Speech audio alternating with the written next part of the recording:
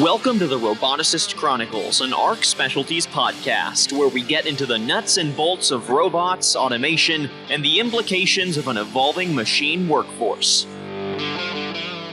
Hello, this is Dan Alford with ARC Specialties. We're up in Ohio to celebrate the 10-year anniversary of the acquisition of Welding Consultants, Inc. We know it's been 10 years because we're bringing a Rolex up for Matt today, because that's a tradition here at ARC Specialties and now at Welding Consultants, Inc. to award a Rolex to anybody that's survived 10 years. Congratulations. Well, thank you. Yeah.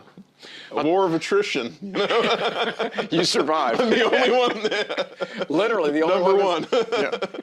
But you've got a couple that are coming up on their anniversary, Yeah. so there's hope. 2-3 years away, and yeah, you'll have a couple more to hand out. So get ready. I thought this would be a great time to do a history of Welding Consultants, Inc., because this company goes way back, right around the time you were born. I'm a millennial, right? 84, so this is in 1981. This company was established, yeah, and it was two people. Came from, as I understand it, Materials Joining Consultants, and they went off there. Dick Holdren and Bill Svekrick. And then I think Bill's wife was involved in an accessory role too, and then they went on through the 80s and into the early 90s. Richard Holden left, Dick Holdren left. Bill took it on until 2014. Had a son in the business, and then kind of the way things happened, unfortunately, is both of them passed away, and then you and Dick came back and bought it in 2014. And the irony is Dick Holdren works with us now. He's now the president of the Welding Society, and he's gone full circle. So back from starting this company in 81, he's back involved again. Yeah. Everything comes around. And that's part of the progress, but we've essentially remain the same in performing the same services, but we've changed how we go about it, in dramatic fashion. So tell people what does Welding Consultants do for a living?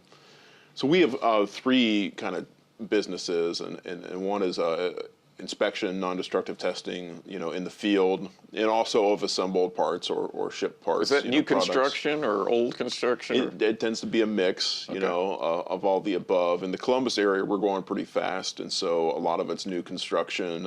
We don't have there's not too many power plants around or chemical refineries that are doing the kind of monthly updates or shutdowns. So we're not doing too much of that, and that tends to be the kind of bread and butter of a traditional non-destructive testing company. But we've found a pretty good business in the new construction field, and then also servicing some clients with a pretty big large asset base. For example, Ohio State University has steam heating, still, and they have miles of tunnels, and then we help them with the non-destructive testing of some of their steam piping. So specifically, what kind of non-destructive testing you guys? Ultrasonic testing, both shear wave and straight beam. We also offer eddy current testing of chillers and heating, air conditioning parts mostly, and that's the non-contact form of eddy current testing. And then your more plain Jane magnetic particle liquid dye penetrant methods, and then of course visual testing as well. So you're measuring fillet sizes. You're looking for undercut. What is all that? We call it. We're looking for weld size, weld length. Then what we call weld profile, discontinuities. So that would be the undercut, and that would be the overlap type discontinuities or defects that you can find. And then workmanship. And what's not always talked about is this is just general steel construction, is the quality of the to a certain degree the straightness of the members that go in to build a building, and then the bolting connections too. We try to be kind of a turnkey. We try to send one inspector out that can do all these things, and so. So for welding, they've got a certified welding inspector, CWI, and that's part of the American Welding Society. Right. Is the bolting done under the same? It's actually done under the ICC, so International Code Council. So that's an organization that started out of California. And, they actually have a welding certification as well, or they did, that quasi competes with the American Welding Society. Some people don't know that, but I've never heard of it. Yeah, but they own, not own, but they're kind of the certification body for most of the other construction trades, concrete testing and that kind of thing too. Even though there's like a concrete society. I think you know it just from your daughter's a concrete engineer or expert. But we focus on steel and welding inspection, and we're looking for that, and we've become documents and code experts in the process too. So a lot of quality control process in construction has to do with the documentation, from the get-go, from the start. So. I'm surprised you're emphasizing all this field inspection because, I hear the guys working out there right now. I always thought that the prime goal here was destructive testing, weld procedure qualification. Well, it is. I mentioned that. I don't know if prime goal, but certainly we're trying to work all these things in, and the thing we get most excited about is big machines that cut metal and that weld metal, and that's where that kind of stuff comes into play. So I blogged about the whole system of codes and specs, and I traced it back to where we had boiler explosions around 1900, and it's pretty horrible, and something needed to be done about it. And ASME, American Society of Mechanical Engineers, created a system of voluntary codes and specs, pressure vessel code, and that's been adopted all over the world. And the theory is you make a weld and you write down how you did it, and then you destructively test it. And then if you make another weld later, you can expect similar results. And so that's the system that we're using today, right? Well, I think it's just trial and error to a certain degree. If you have a test that's relatively just through experience works, and that can kind of model a real world, then you can use that to kind of qualify your weld, and you have some assurance that it's going to work in the field. Because you can't destructively test every part, otherwise you have nothing left. Yeah. So, but you need to, and this is where the code comes in. You need a model weld that's representative of what the production part or what the actual piece is going to be, what the boiler is. So it mimics the same conditions, and you can achieve that. But here in your shop, you're able to measure what? Tensile strength, impact toughness, hardness, and then ductility through bend testing, and and then we can do some more esoteric kind of things with maybe grain counts and microstructure, but that's not as fun for us. It's more fun to do the destructive test. We have big machines putting a lot of hundreds of thousands of pounds of force on something that's a little more fun than looking through a microscope for us. And so we really, you and I really haven't been able to make much changes in the field service stuff. I think we bought an eddy current machine, some, a few pieces of equipment. We bought some new equipment, but.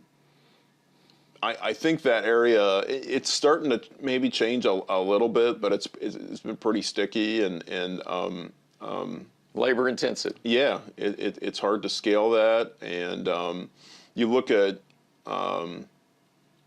like CT scanning and things in the medical field. People have tried to take that kind of technology and processing into non-destructive, and so they have at the margins, but it fundamentally hasn't changed too much. And Certainly not in the field. Yeah. And yet I see pieces of pipeline out here in your shop. So explain to me how that works. They're chopping out a piece of good pipeline to test? It's sampling. Because you got to know something. Yeah. Can't be done in the field. So they're literally cutting a piece out, welding a new piece in, and sending you that piece. Exactly. Yeah. And what we sort of assume there's this underground network, in our country. There's infrastructure everywhere, and we as people, we can just kind of pass it by, and we don't think about it until the lights go out or until the heating stops. But really, it's been there for hundreds of years in some cases, or in the case of a lot of what we do is natural gas pipe testing.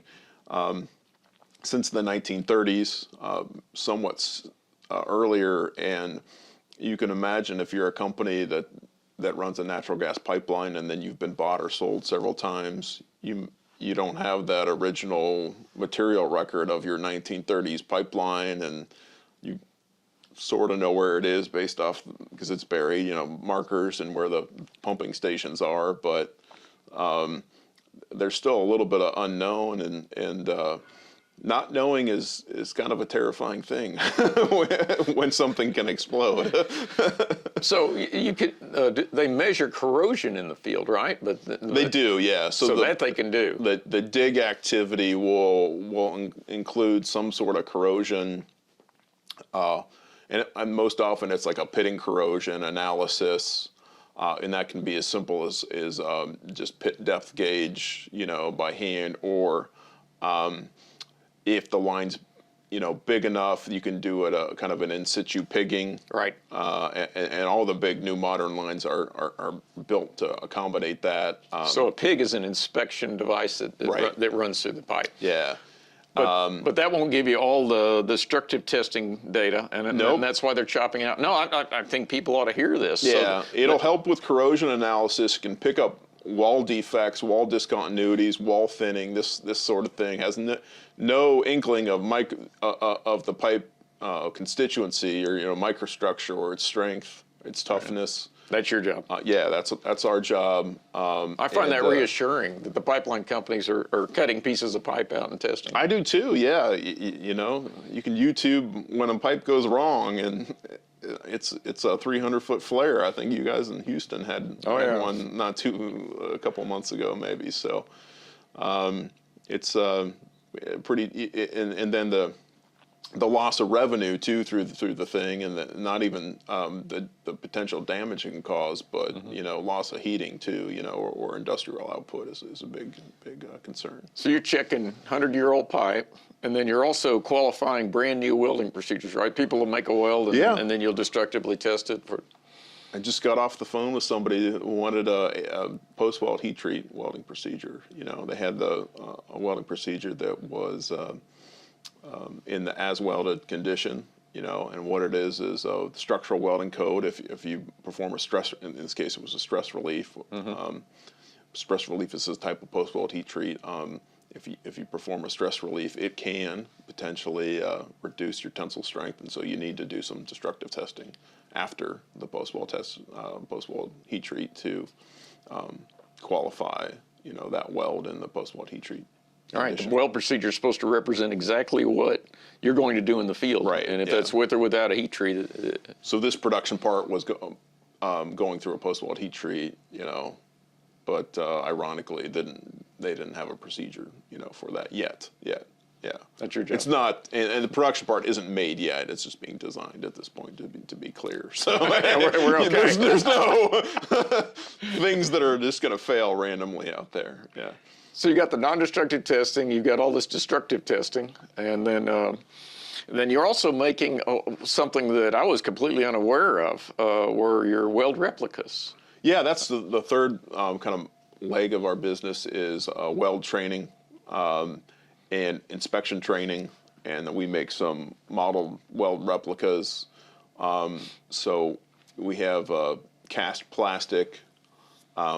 And it's cast in a mold, and it can be reproduced. You can make dozens of exact duplicates. Exactly. So two guys can be in two different cities, and in effect, they're looking at the same weld. Yeah, and you can have one test question, you know, or a test, and you don't have to create dozens of tests just for each replica, you know. So it makes a trainer's life, you know, a lot easier in that regard, and allows you to standardize, you know, this test. So, or any kind of inspection. And you have some standard models, and you're also making custom models for customers, aren't you? We do. We've made some custom. We've made some models for ASNT, you know, before that are blind, where you have to use you know, either a mirror or maybe a bore scope, you know, to do the inspection in a cavity. Huh. We've done some models that not even necessarily welding, but other geometrical aspects to it's like workmanship standards? Or? Yeah. And then where we don't make, just because they're pretty common, but surface roughness kind of gauges are sort of made in a similar way. So yeah, it's amazing how accurate your technique reproduces these small defects like undercut and porosity. It's been surprising for me. 10,000ths of a, you know, kind of a couple 10,000ths of an inch. Wow. Really, yeah, on that in terms of surface reproduction. So there's a little bit of shrinkage, you know, in some of our molds, and you get the bigger item, you get more shrinkage. But yeah, that's on your website. Yeah, buy them right now on our website. So somebody did, you know, just yesterday. Yeah, so interesting. So you came right when we acquired this company. You came to work here. How long? 1 week later? 2 weeks? I believe about 2 weeks. I think it was the 14th or the 16th of September. You bought it. I think you wanted a nice round date, so you guys chose either August 30th or September 1st. I don't exactly recall, but something around there. And we're like a typical venture capitalist. We pumped it up and then flipped it. No, we didn't, did we? No, you're in for the long. I'm in for the long haul. Thankfully, yeah. So we've gone through a lot of changes, you know, over the years. And I want to hit on that because you made, and I give you all the credit. That's why I'm delighted to be giving you a Rolex today. Not only have you lasted 10 years, but you made some dramatic improvements here. I'm impressed. Well, thank you. Yeah. It's really a credit to the people we have. Oh, I agree. I mean, Zach's doing great things out there, and Casey's doing great things. And Jason out in the field. So yeah, he added a whole new testing technology for you because you did not have eddy current. We did not. Yeah. So, and that you know, all of that, the sum of the parts really is bigger than the, you know. Has really contributed to the success here. So, well, on the destructive testing side, I think what Zach's done is amazing because this used to be a labor-intensive manual process because you take a big part and then we saw it, turn it, mill it, groove it to make tinsels, Sharpie specimens, right? Right. Or guided bend specimens. And how's he doing it now? Well, before we had just knee mills, you know, and somebody just going like this for hours at a time, you know, with some pretty outdated tooling, and we had fly. Don't get me wrong, fly cutters have an opportunity to be used, you know, in certain circumstances, but we would use we didn't have carbide insert tooling. It's all you know, tool steel. It was all tool steel and talk about false economy. And it was very cheap, but we lost all kinds of time and labor, you know. And the thing about this business, being a small company, is and we don't. The pipe is sent to us, so we don't have material costs. Our whole cost structure is labor, and so you know we can do more. And Zach's really helped us in other improvements. We've gone from manual machines to now to CNC machines, and we're doing probably 2 or 3 times the volume, and with half as many people, or essentially just 1 or 2 people, you know. And I would say that probably your results are better because the parts are more accurate. Yeah, I would agree with that. Yeah. So, you know, CNC. with a manual mill and a CNC mill, you can achieve the same result, but you got to work a lot harder on the manual mill, and you got to have somebody who's really paying attention, to what they're doing at every step of the way, especially the finishing steps, which affects results. It does on both tensile test and particularly on Sharpie test. Yeah, particularly on Sharpies. It's easy to make a rhombus Sharpie bar, and that's not allowed. So you can imagine Sharpie bars are all square in profile. And, for a reason. Yeah, and it's easy to turn that square into a rhombus if things aren't set right, or if you don't machine that first operation well. So. I've qualified enough welding procedures over my career to know that one of the most critical things is maintaining traceability, and that comes from labeling. It's a casual thing for you guys, but I've seen it done poorly, so you guys are doing it right. I really like the way you're doing the automatic stenciling on the Sharpies on both ends. Thank you. Yeah, that's something we used to take the Sharpie bars. They were hand engraved on one end or the back end. Yeah, that's typical. And then we'd have some guy just tape them together afterwards with just regular Scotch tape and put them in a bag, and took hours, and it was hard to find people that wanted to just Scotch tape two little ends together of a Sharpie bar. And, but now you can match the engraving. Yeah, now we just it's all there. We just throw them all in a bag, and they're perfectly traceable. Yeah, so I thought that was brilliant. Yeah, so that's one of the things the improvements we've made over the years, and that's and the engraver, we're engraving them all at the same time instead of hand stamping, and it takes, I don't know, a tenth of the time maybe. And it's absolutely accurate. Yeah. Your results are correlated with the real specimens. Yeah. I think that's great. Yeah, but traceability is kind of what keeps us up at night. If you've ever run a test lab or been part of a test lab, like that's, especially almost everything that we get in the door looks the same. Right. And the only way we kind of know it apart is we add a unique serial ID, to everything that comes in. And some people use stickers, but we get big stuff. It's paint marker and it's engraving pretty much for us. So. You probably have non-disclosure agreements in place, but you're working with some pretty credible people qualifying pipelines, qualifying welding filler materials. So right, yeah, no. I don't know if you can mention them or not. Yeah, I'm not sure without asking them first. Don't just say you're credible with people that are credible to me. Yeah, the rumor on the street is when there's a big kaboom, like we see some of those parts. And so think of some of the biggest kabooms in American history, maybe, and then and they don't necessarily, our clients don't tell us, because it's not always something we want to know or that should be out there, but yeah.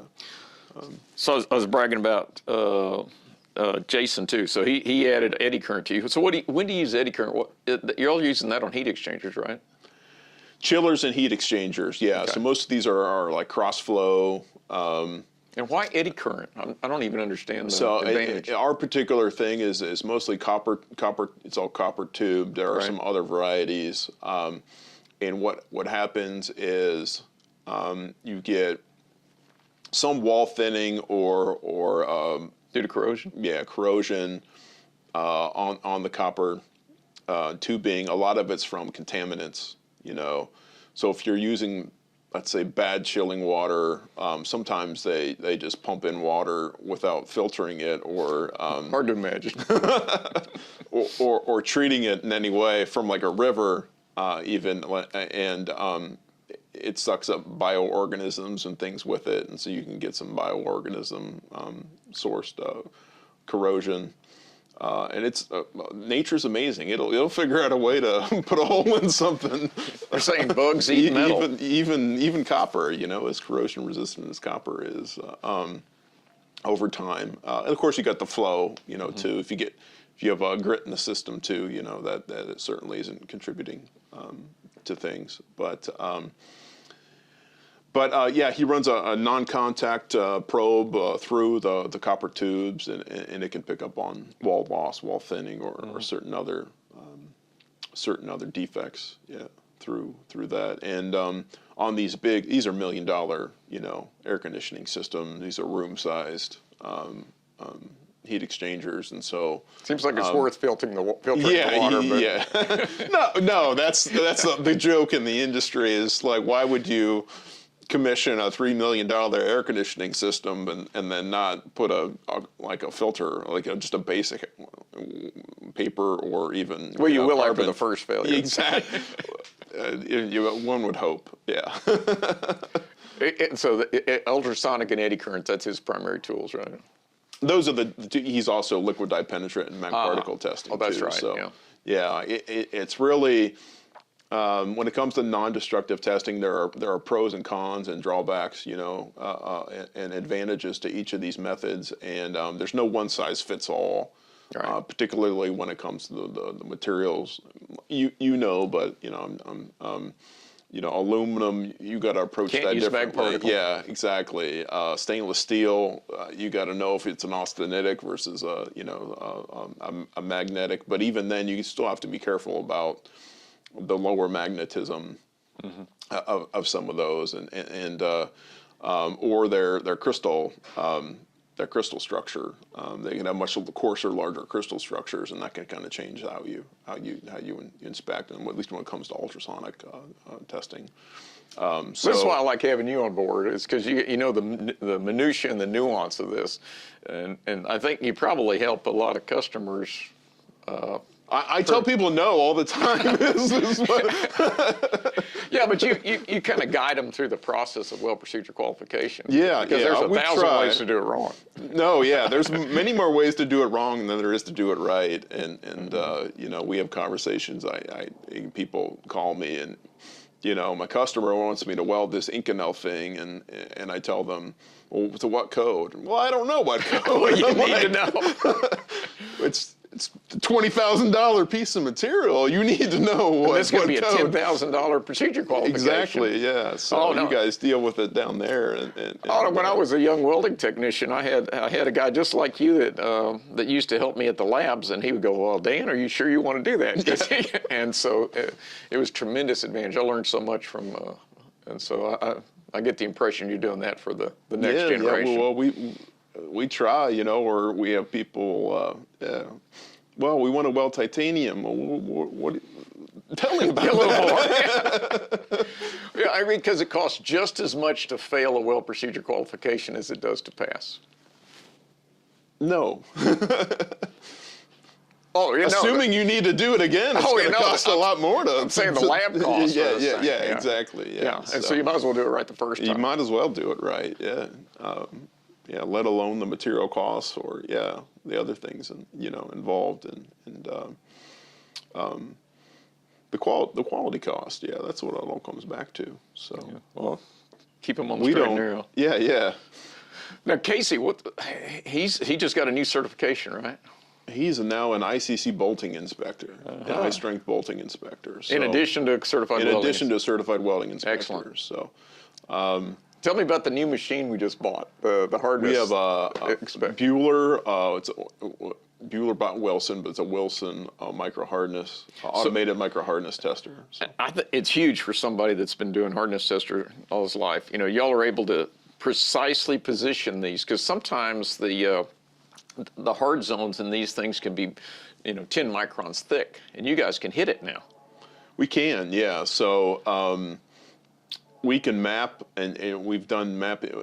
We can go down to something, depending on the load we're using on the indenter, less than a 0.5 millimeter spacing, and we can accurately. Yes, accurately, very accurately. It's a very accurate machine, and we can put 5,000 indents, in a weld that's like maybe only that size or so.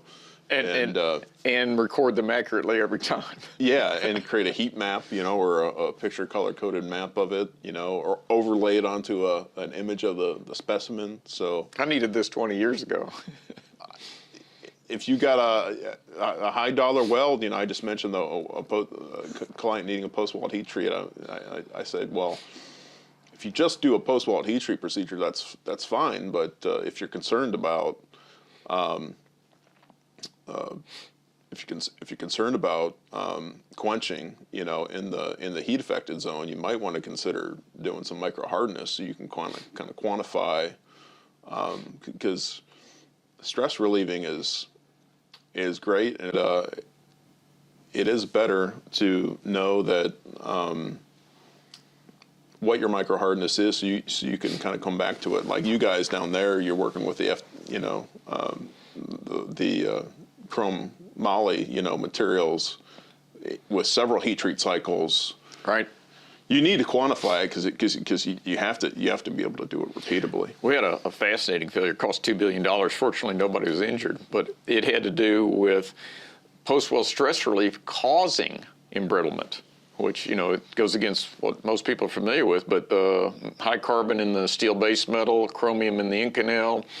Due to the post-weld stress relief, it created a 5-micron thick chromium carbide layer, which is hard to find, but you could have caught it. You might have saved them $2 billion.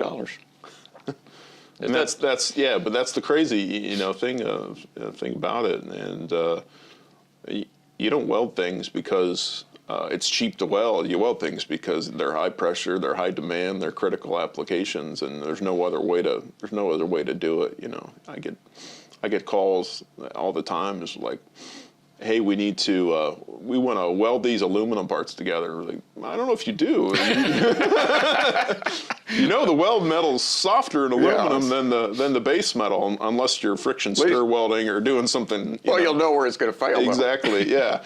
And airplanes are still riveted together. They're not for welded. A reason. Yeah, and so hard to heat treat a whole airplane. But if I don't know, it was something that was going to fatigue too. It was like, maybe it was like a ladder. It's going to be used. Yeah, make it out of steel. What are you doing? Using aluminum. So So before we acquired Welding Consultants Inc., one of my mentors, he taught me how to operate a company from afar. We jumped on his jet. Haven't bought a jet yet, but I didn't follow that part of the advice. But I jumped on his jet. We went up and I observed how he ran a company in, out of state, and walked through, checked it out, read the books, talked to the people. He did this periodically. But what he really did is he put the right people in place. And that's what I learned from Jerry. And that's what we've done here. And you've done an excellent job. I've got to commend you for this. Well, thank you, yeah.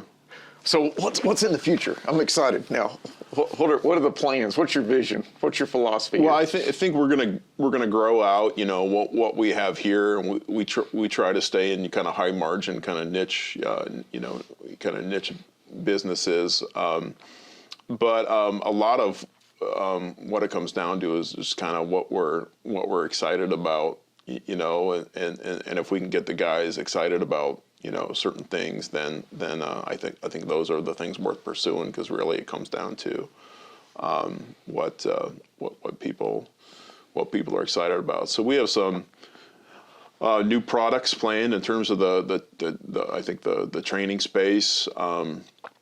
We've got a. Do I know about this yet? No, but am I going to like them? Yeah. Okay, good. And then we've got some ideas in terms of incremental improvements to our shop, of course, and then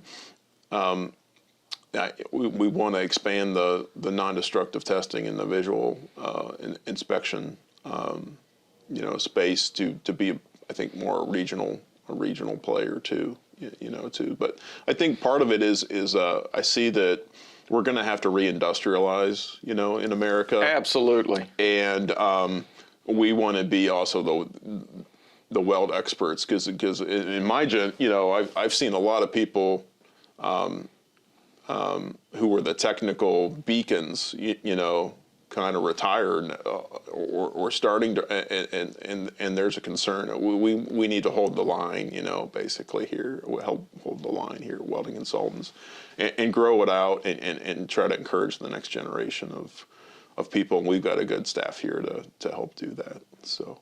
Oh, indeed. And you've got great retention. No one you've hired, I mean, everybody you've hired has worked here for years now. Well, you're not, the part-timers, They don't count. They don't count. But I'm going to be giving away some more 10-year Rolexes pretty soon, and I'm tickled with that. Yeah, But that says something about your style. Either you're picking them right, or you're treating them right, or maybe both. Hopefully both, yeah. So that's what I try to do. So, and that's, I think, your goal at ARC too. Oh, absolutely. Yeah. So I can't imagine companies out there that lose people every 2 years. We've got some clients that are like that. I'm like, there's no continuity. A couple months later, projects fail just because nobody knew what went before, or they tried the same thing that already failed. So. It's versus, I think the thing, and part of the retention bit is people can see the progress that we make, and they know coming to work that, it's going to be a little bit better, maybe a little bit easier on them, too. Not in necessarily a physical way, but at least just from a mental state, it's nice to go to a place that's making progress. So, what have I missed? I don't know. You've hit on a lot of the points. So, I'll tell you, Matt, you've made a remote operation of a large company fun. Well, thank you. Yeah. So, I appreciate all that you've put into this and helping reinvesting in us and in me, Well, just keep telling the headhunters no. There could be a few more calls after this video, I suspect. So it's been a pleasure. Yeah. Well, thank you. Can't wait to see how it is in 10 years. Yeah, you could buy me a vacation, I guess some of your other employees, your 20-year employees. Oh yeah, you get whatever you want. Okay. John took his whole family to Greece, so yeah, in 10 years, start working on that because you'll be here, right? Yeah, I will. So, thank you.